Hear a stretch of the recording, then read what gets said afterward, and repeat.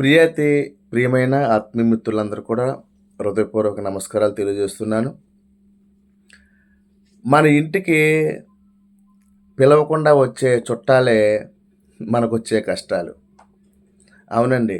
కొన్ని సందర్భాలలో మన చుట్టాలను మనం పిలిచినా రారు గానీ, పిలవకుండానే ప్రతి ఇంటికి కష్టాలు వస్తాయి, వెళ్తాయి. ఆ కష్టాలు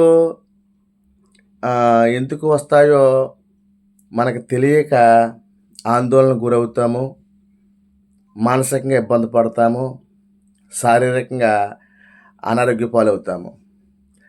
కష్టాలకు కారణాలు 3 రకాలు ఆలోచనలని నేను అనుకుంటున్నాను. ఒకటి, మనం తినే తిళ్ళు. రెండవది, మనలో ఉండే ఒత్తిళ్ళు. మూడవది, మనలోని ఆలోచనలు.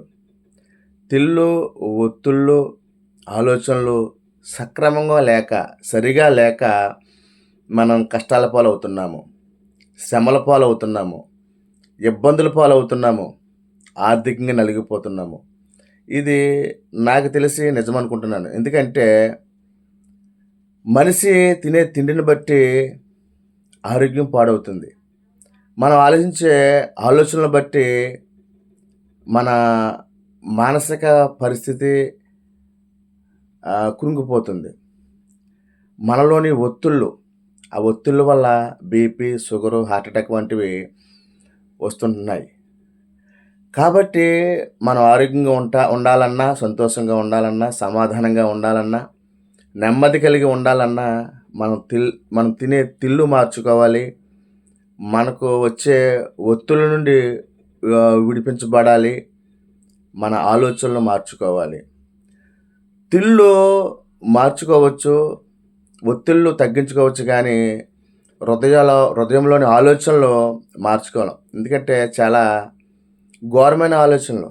పైకి బాగానే కనిపిస్తాం కానీ లోపలంతా విషపు ఆలోచనలు, లోపలంతా అసూయ పడే గుణం, లోపలంతా ఈర్ష్య ద్వేషాలు, లోపలంతా ఇతరులను ద్వేషించడం, ఇతరులను దూషించడం, ఇతరులపై నిందలు వేయటం, ఇతరులపై తప్పుడు ప్రచారాలు చేయడం, ఇతరులను బాధ పెట్టడం, ఇతరులపై దౌర్జన్యం చేయటం, ఇతరులపై అన్యాయంగా ప్రవర్తించడం వంటివి ఎన్నో మన ఆలోచనలో ఉన్నాయి.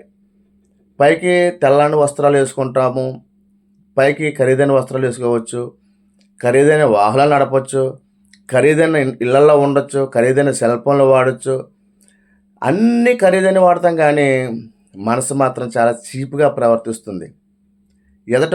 ఎదటివాడిపై అసూయ పెడితే మనకేమొస్తుంది? ఎదటివాడిపై ద్వేషం కక్కితే మనకేమొస్తుంది?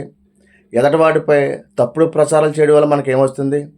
ఎదటివాడిని అవమానించడం వల్ల మనకేమొస్తుంది? మన ఆలోచనలు సక్రమంగా ఉన్న రోజుని మనం ఆరోగ్యంగా ఉంటాము, ఆయుష్ కలిగి ఉంటాము, ఆనందంగా ఉంటాము, సంతోషంగా ఉంటాము, సమాధానం కలిగి ఉంటాము, నెమ్మది కలిగి ఉంటాము. ఎన్ని కష్టాలు వచ్చినా దేవుడు మనతో ఉండి ఆ కష్టాల నుంచి విడిపిస్తాడు. అది ముఖ్య విషయం ఏంటంటే, మన ఆలోచనలు బాగున్నప్పుడు కష్టాలు రావని చెప్పను, కానీ కష్టాలు వచ్చినప్పటికి కూడా కష్టాలను దేవుడు తప్పిస్తాడు, కష్టాల నుంచి విడిపిస్తాడు, తోడుగా నిలబడతాడు. దేవుడు మనకు తోడుగా నిలబడితే వచ్చిన కష్టాలు పెద్ద కష్టంగా అనిపించదు. దేవుడు లేకపోతే చిన్న కష్టం కూడా మనకి ఇబ్బంది అయిపోద్ది. చిన్న కష్టానికి కూడా ఆత్మహత్య చేసుకోవాలనిపిస్తుంది. చిన్న కష్టాన్ని కూడా తట్టుకోలేము. కాబట్టి దేవుడు మనతో ఉండాలంటే మన ఆలోచనలు మారాలి, మన తిళ్ళు మారాలి, మన ఒత్తిళ్ళు తగ్గించుకోవాలి. అందరూ బాగుండాలి, అందులో మనం ఉండాలి. అందరికీ నమస్కారం.